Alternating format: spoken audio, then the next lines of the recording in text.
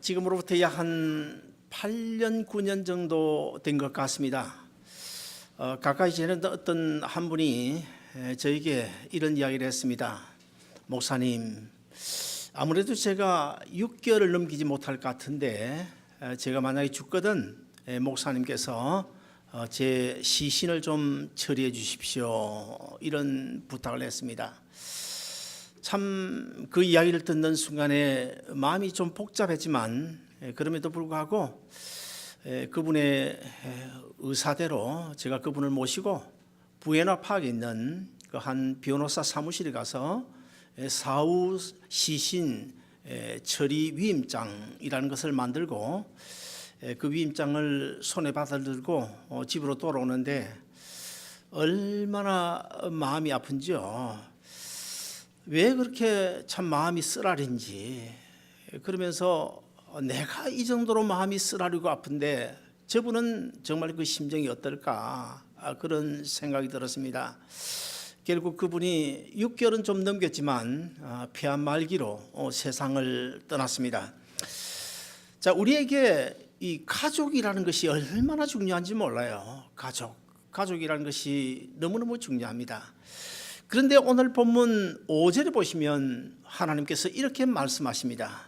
우리 많은 사람이 그리스도 안에서 한 몸이 되었으니, 무슨 말입니까? 이것을 다른 말로 하면 예수 그리스도를 통해서 우리가 한 가족이 되었다, 하나님의 가족이 되었다, 그런 이야기입니다.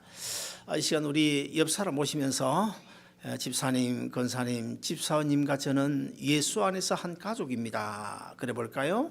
예수 안에서 한 가족입니다.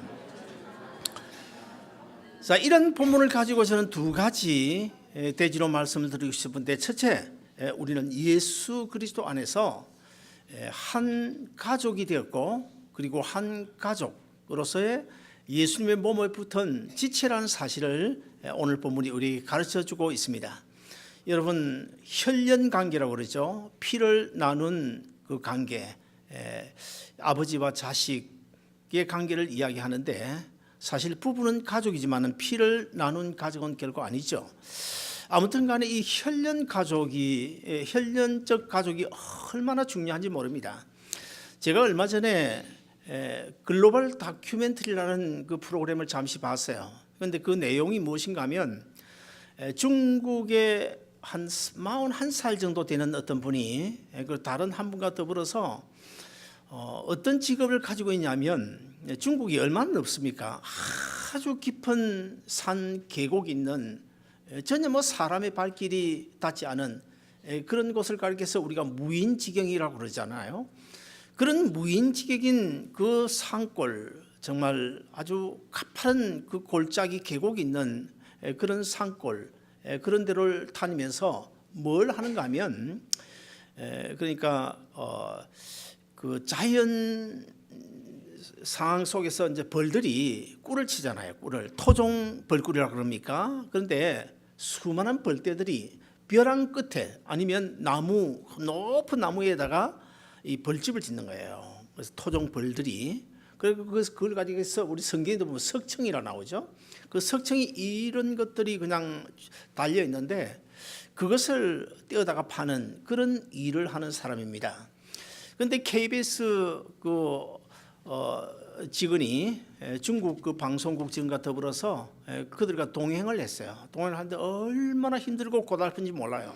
전혀 사람이 가보지 않은 그런 아주 험악한 절벽 같은 이런 데 붙어 있는 것을 채취를 하는데, 이야기를 들어보니까 뱀에게 물려가지고 죽을 뻔도 했고, 그리고 또 사나운 맹수도 만나가지고 아주 핥히고 이런 적도 있고, 그 절벽에서 굴러 떨어져 가지고 다리를 저는 그런 사람도 있었습니다. 자, 그래서 이 KBS 직원이 촬영팀이 물었어요. 그 사람 보고, 아니 왜 이렇게 힘든 일을 하는 것입니까? 정말 너무 힘든 것 같은데 힘들지 않으세요? 그렇게 물었더니 그 사람이 하는 이야기가, 내가 하는 일이 참 힘들기는 하지만 가족을 생각하면 전혀 힘들지 않다고, 그런 이야기를 하는 거예요. 제가 그 프로그램을 보면서, 이야, 참 가족이라는 것이 그만큼 중요하구나 그런 생각을 해봅니다. 우리 교회도 뭐 남편분들이 많이 있습니다만은 직장에서 일을 할 때 아침부터 저녁까지 일을 할 때 가족을 생각하면 힘들지 않잖아요. 만약에 힘들게 일하는 것이 가족 때문이 아니고 다른 목적으로 일한다면 그것은 좀 문제가 있다고 봐야 될 것입니다. 그래서 우리가 그만큼 이 가족이라는 것이 중요한데, 여러분 지난 주간에 플로리다 어느 고등학교에서 총기 난사 사건이 있었지 않습니까? 그래서 17명이 죽었는데요. 그리고 그 이후에 이틀 후인가 아틀란타에도 조그만 또 총기 사건이 있었고, 아마도 이런 것들이 연쇄적으로 도미노 현상처럼 어디서 또 이런 사건이 생길지 아무도 모릅니다. 정말 우리 아이들을 학교에 참 마음 놓고 맡기기가 어려운 그런 시대가 됐다, 그런 것을 우리가 느낄 수 있는데, 저는 TV를 통해서 그 장면을 보면서 그 눈에 넣어도 아프지 않을 그 사랑하는 아들, 딸, 그들을 졸지에 잃어버리고 울고 있는 그 어머니의 눈물을 보니까 정말 마음이 아팠습니다. 근데 여러분, 이 혈연 관계로 맺어진 이 가족 너무 중요하지만은, 그러나 이런 사건 사고를 만나면 어쩔 수 없이 내 의사와는 상관없이 헤어질 수밖에 없다는 거예요. 그리고 또 혈연 관계라고 해도 한국과 미국 멀리 떨어져 있으면 자주 만날 수도 없지 않습니까? 그리고 또 간혹 이혼이라고 하는 그런 사건 속에서 헤어지기도 하는 것입니다. 그러나 여러분, 우리가 여기서 한 가지 생각할 것은 이 피를 나눈 그 혈연 관계, 이런 관계는 반드시 한정이 되어 있다는 거예요. 이 세상이라고 하는 한정이 되어 있다, 한계가 있는 거예요. 결국 이 세상을 떠나면 헤어질 수밖에 없는 그런 한계를 가지고 있습니다. 그러나 우리가 예수 그리스도로 말미암아 하나님과 한 가족 됐다, 이 하나님과 한 가족 된 우리의 가족은 예수 피로 맺어진 이것도 혈연 관계라고 말할 수 있는데, 우리의 이 신앙 안에서 맺어진 하나님의 가족된 우리는 결코 한시적이지 않습니다. 영원합니다. 왜 그럴까요? 바로 우리의 아버지 되신, 우리의 가장 되신 하나님이 영원하시기 때문입니다. 사랑하는 여러분, 베드로전서 2장 11절 보시면 예수 믿는 우리 성도들의 신분이 무엇인지를 거기에 말씀하고 있는데요. 너희는 택한 족속이요 왕같은 제사장이요 거룩한 나라요 그의 소유 곧 하나님의 백성이다, 그렇게 말하고 있습니다. 그리고 에베소서 2장 19절을 보시면 우리가 어디에 소속된 것인지, 우리의 소속이 어딘지를 분명하게 말씀하고 있는데요. 그러므로 이제부터 너희가 외인도 아니요 나그네도 아니요 거룩한 성도의 한 형제 자매로서 바로 하나님께 속했다, 천국 시민이다, 하나님의 가족이다, 그렇게 말씀하고 있습니다. 여러분 어떻습니까? 우리가 하나님의 가족 됐다, 예수 그리스도의 피로 하나님의 가족 됐다, 이 사실이 정말 우리가 믿어져야 되는데, 여러분 내가 한 가정의 가족이 되고 싶어 태어난 사람이 어디 있겠습니까? 부부 관계는 뭐 서로 어쩌다 보니까 좋아져서 사랑하고 가족이 될 수 있습니다만, 이 혈연 관계라고 하는 것은 내 마음대로 될 수 있는 것이 결코 아니잖아요. 이와 같이 우리가 하나님의 가족 됐다, 이것도 여러분 쉽게 생각하지 마시길 바랍니다. 내가 되고 싶어서 하나님의 가족이 된 것이 아니라 하나님께서 우리 한 사람 한 사람을 만세 전에 선택을 하시고 때가 되면 너는 내 것이라고 부르시고, 그리고 예수 그리스도를 통해서 우리가 한 가족, 하나님의 한 가족 되게 하신 이것 때문에 사실 우리가 한 가족 관계로 맺어지게 된 것인데, 사실 그 가운데는 영적인 의미로 예수님께서 십자가에 흘리신 그 보혈이 우리 한 사람 한 사람에게 수혈되어져서 우리 역시 영적인 혈연 관계다, 그렇게 말할 수가 있습니다. 그래서 하나님은 우리의 아버지가 되셨고 우리는 하나님의 아들, 딸이 되었고, 그리고 이 자리에 계신 저나 여러분은 예수 그리스도 안에서 한 형제 자매가 되었고, 우리 아름다운 동산교회는 하나님의 자녀들 가운데서 큰 무리의 하나님의 가족이 되었다, 그렇게 말할 수가 있습니다. 우리가 육신적으로 맺어진 그 혈연 관계는 결국 언젠가는 금이 갈 수밖에 없는데, 우리가 이 세상에 한 80년 90년 살다가 죽을 임시에는 다 결국 헤어질 수밖에 없습니다. 그리고 또 사실 돈이나 어떤 다른 문제가 그 혈연 관계 속에 개입을 하게 되면 그 혈연 관계, 우리가 뭐 흔히 보지 않습니까? 부모 자식 간에도 금이 가는 경우를 우리가 많이 보지 않습니까?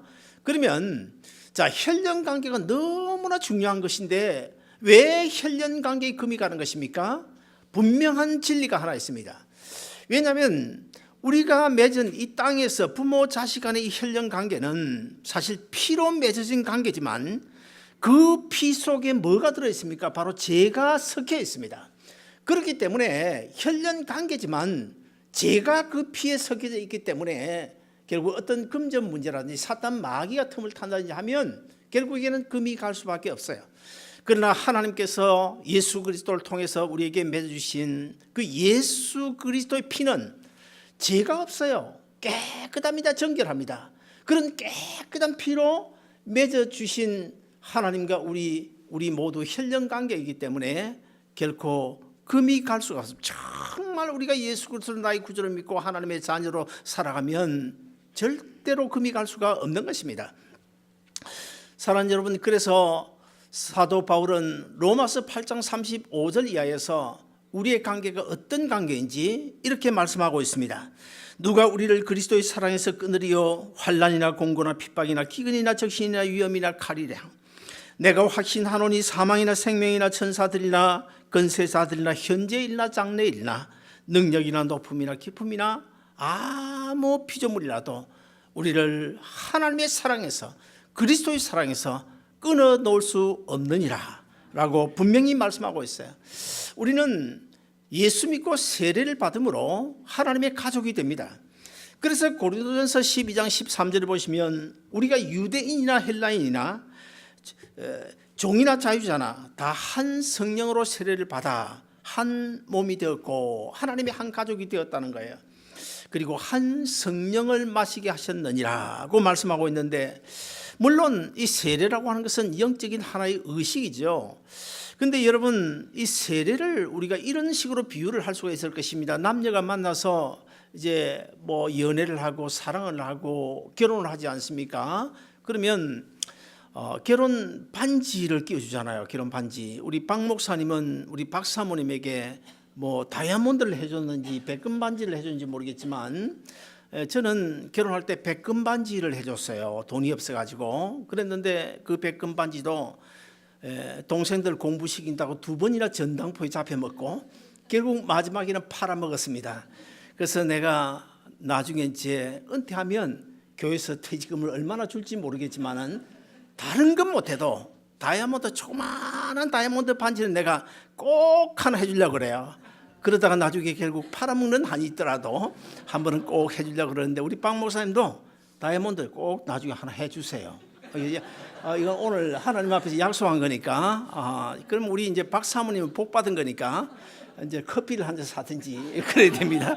아무튼 자, 여러분, 이 세례를 받음으로 우리가 주 안에서 형제 자매되고 하나님의 가족이 되는데, 세례가 뭐예요? 사실 이 결혼 반지를 주고 받는다, 이것은 한마디 이야기는 뭡니까? 당신은 나에게 속했고 나는 당신에게 속했다.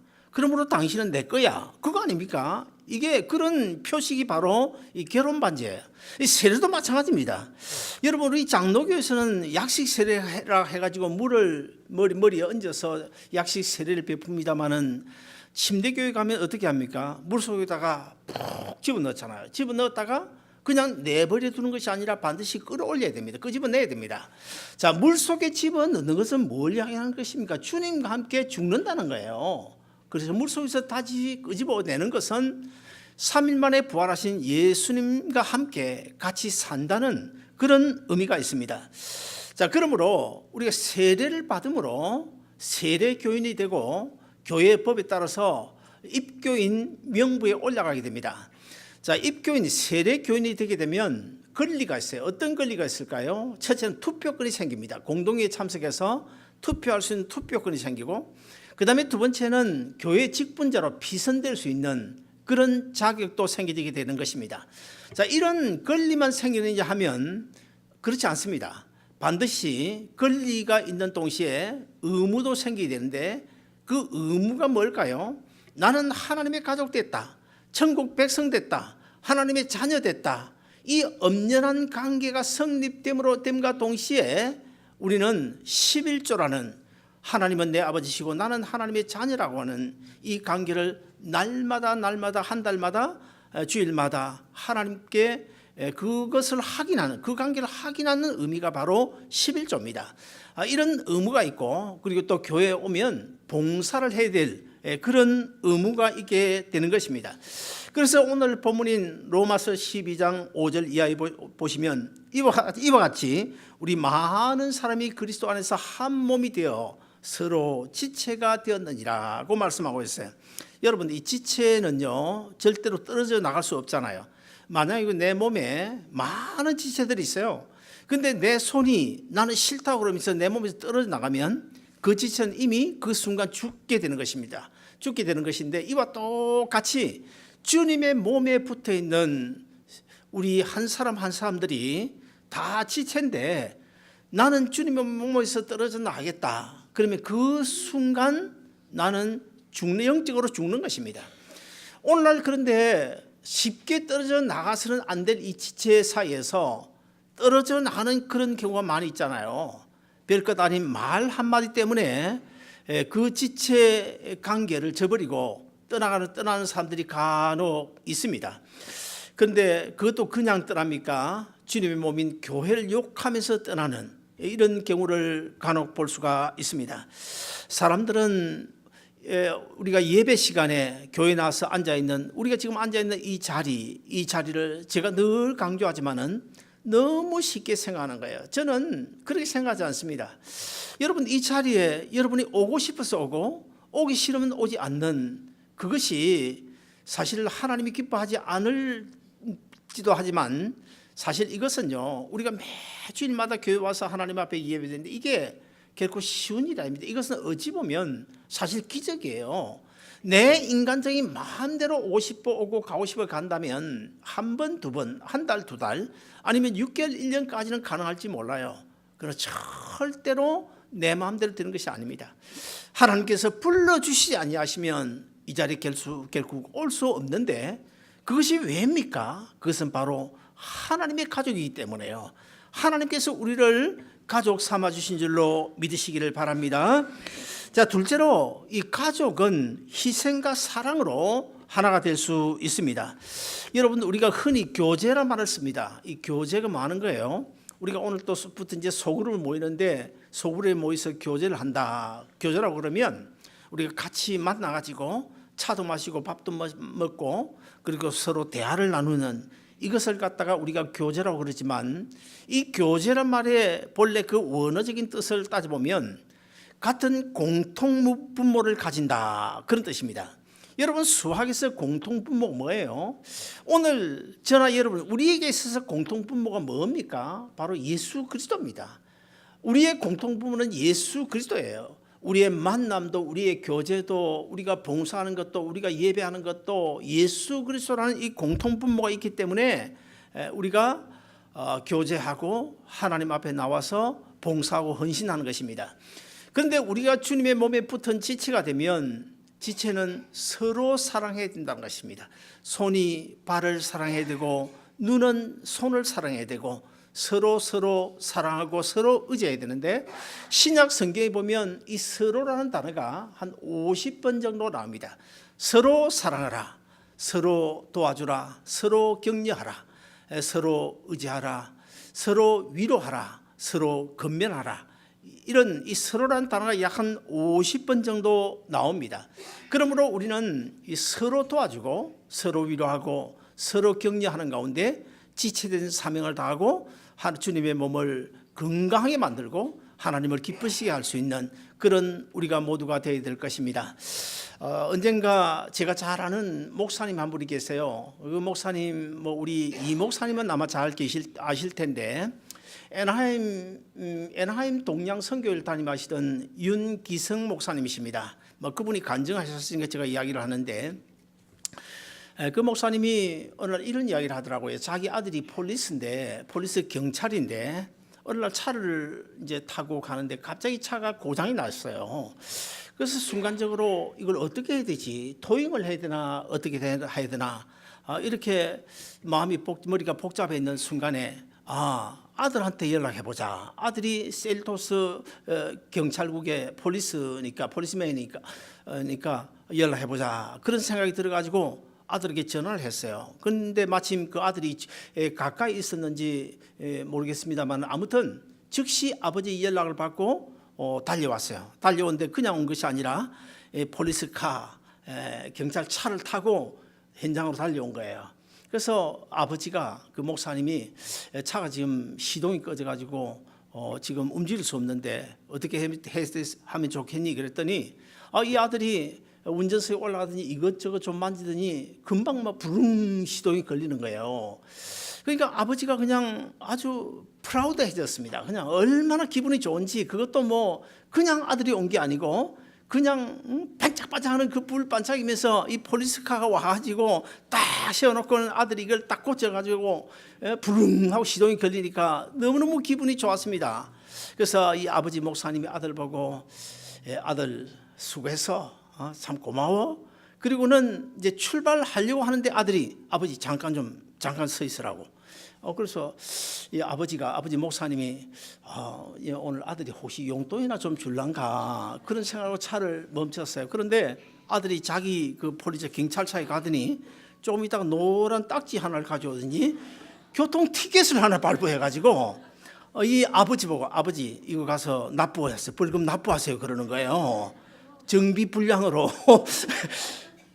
이 아버지가 순간적으로 그냥 완전 말을 잊었습니다. 말을. 아니 그런 경우 흔히 있지 않습니까? 저도 이제 교회 버스를 타고 옛날에 어떤 부에나파크 어떤 길을 가는데 제가 분명히 잘못했어요. 신호 위반했어요. 근데 그 폴리스가 붙잡아가지고 제가 정차를 했는데 그 폴리스가 아마 독실한 기독교 신자인가 봐요. 그래서 이제 우리 차에 그 교회 이름이 써져 있으니까 내보고 묻더라고요. 목사냐고 묻더라고. 그래서 내가 목사라고. 그건 내가 잘못했다고. 그랬더니 이분이 목사님 다음부터 조심하세요 하면서 보내시더라고요. 자, 이 남도 이런 경우가 있는데 세상에 아들이 돼가지고 티켓을 딱 발부하니까 아버지가 그냥 멍해져가지고 운전을 못하는 거야. 한참 이렇게 이게 도대체 무슨 시츄에이션인지 이해가 되지 않아가지고 가만히 있다가 생각해 보니까 이해가 되는 거예요. 자, 국가적으로 말하면 대통령 상을 받아야 될 사람이라 자기 아들이. 그렇지 않습니까? 아버지 티켓 발부하는 사람 그리 쉽겠습니까? 그래서 뭐 그것으로 위로를 받고 돌아왔다 그런 이야기를 제가 들은 적이 있습니다. 요즘 우리 교회가 뭐 옛날에 비해서 사람 숫자가 많아지니까 제가 참 모든 사람들의 그 니드를 채워주지 못하잖아요. 그러나 또 어떤 분의 경우에는 일주일에 꼭 전화를 한번 걸어줘야 됩니다. 전화 반드시 걸어야 돼요. 그리고 또 우리 이장로님, 정장로님 같은 분은 뭐 1년 12들 가야 일 없으면 제가 전화 안 해도 이분들 상처 안 받습니다. 그리고 가게, 공장에도 뭐 제가 한 2년에 한 번, 3년에 한 번 어쩌다가 한번 들려도 괜찮아요. 그런데 그렇지 않은 경우도 많이 있거든요. 그래서 간혹 이런 생각을 해봅니다. 혹시 내가 골고루 시간을 나눠주지 못해가지고 혹시 상처나 받지 않을까. 그래서 조심하는 경우가 많이 있습니다. 사람은 중요하다고 생각되는 그곳에 시간을 많이 할애를 하죠. 그래서 우리가 이런 짐작을 해볼 수 있어요. 우리 박현주 집사님이 어디다 가장 시간을 많이 할애하는지 그것을 보면 반드시 분명히 그 일에 최우선을 둔다는 거야. 오직 그냥 교회만 생각한다. 늘 그냥 교회만 생각한다. 그러면 그 사람이 신앙의 우선순위는 하나님이에요. 주님이에요. 그러나 교회는 온데간데 없고 그냥 돈벌이에 그냥 정신 팔려 있으면 그 사람의 제일 우선순위는 뭡니까? 돈이죠, 돈. 그래서 삶의 우선순위가 달라지게 되는 것인데 제가 그동안에 뭐 목회하기 전에도 그랬고 많은 사람의 그 죽을 때 그 임종을 제가 지켜봤어요. 임종을 지켜보면서 느끼는 것이 하나가 있는데 여러 사람입니다. 근데 마지막 인생의 석양길에 서가지고 이제 잠시 후면은 이제 이 세상을 떠나야 될 그런 임종 직전에 그 사람들이 가장 원하는 것이 무엇일까? 그 사람들의 소원이 무엇일까? 이것을 잠시 생각을 해봤는데요. 지금까지 경험해 보니까 옛날에 학교 다닐 때 공부를 잘했어요. 그래서 늘 우등상을 받았어요. 그리고 상패도 많이 받았어요. 근데 어떤 한 사람도 내가 옛날에 공부 잘해서 상 받은 그 상장 좀 가져와서 내 손에 잡혀다오, 그런 사람 보지 못했습니다. 내가 옛날에 어떤 경기에 내가 나가가지고 우승을 하고 트로피를 받았는데 그 트로피 한번 보고 싶다, 좀 가져다가 내 손에 잡혀다오, 그런 사람 한 사람도 못 봤습니다.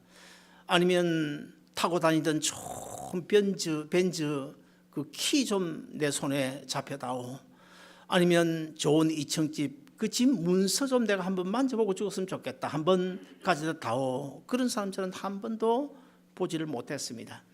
마지막 임종 직전에 보면 두 가지 중요하게 후회하는 사람들이 있는데, 그 중요하게 후회하는 그 두 가지는 거의 대부분 공통점이 있습니다. 교회 밖에 예수 믿지 않는 사람들의 경우는 다르고, 예수 믿는 사람들 가운데서 마지막 임종 직전에 느끼는 깨달은 두 가지가 있는데, 그 중에 첫 번째가 뭔지 아세요? 내가 젊고 힘들 때 좀 더 교회를 위해서, 주님을 위하여 충성하고 헌신했으면 얼마나 좋을까, 이 후회 반드시 합니다. 그것이 1순위 후회합니다.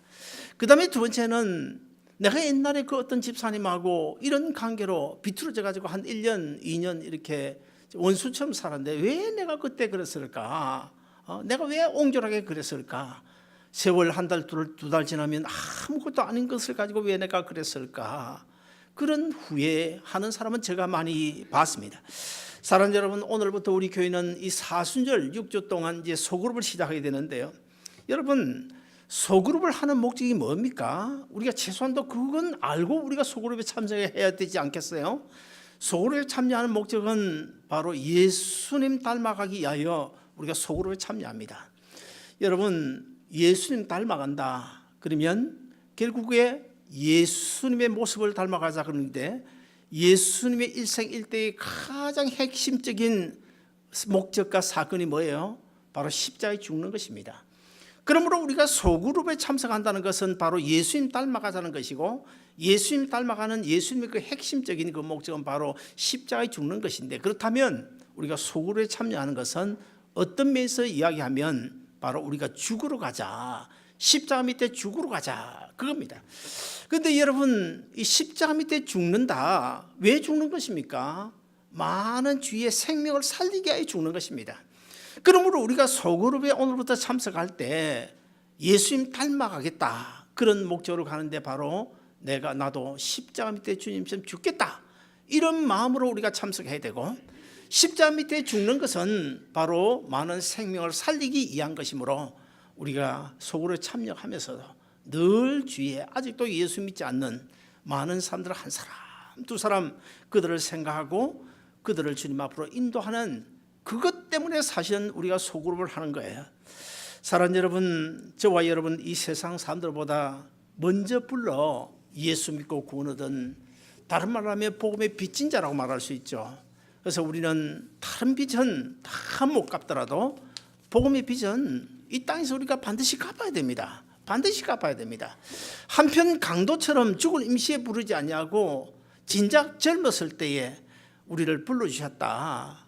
이것은 우리에게 하나님 주신 그만한 사명이 있기 때문인데, 그것이 바로 복음의 빚진 자라는 사실을 꼭 기억하고, 하나님이 나를 예수 그리스도로 말미암아 죄가 섞인 피가 아니고 죄가 전혀 섞이지 않은 깨끗한 피로 맺어주신 하나님의 가족의 힐련 공동체 안에 소속한 우리로서 이 소그룹을 통해서 내가 하나님의 가족이라고 하는 이 엄연한 사실을 다시 한 번 더 재확인하고, 우리가 예수님 닮아가는 십자가 밑에 죽는 그런 연습도 하고, 그리고 내 주위 죽어가는 사람들을 주님 앞으로 인도할 수 있는 그런 계기가 이 소그룹 기간 동안에 있어지기를 주의 이름으로 축원드립니다.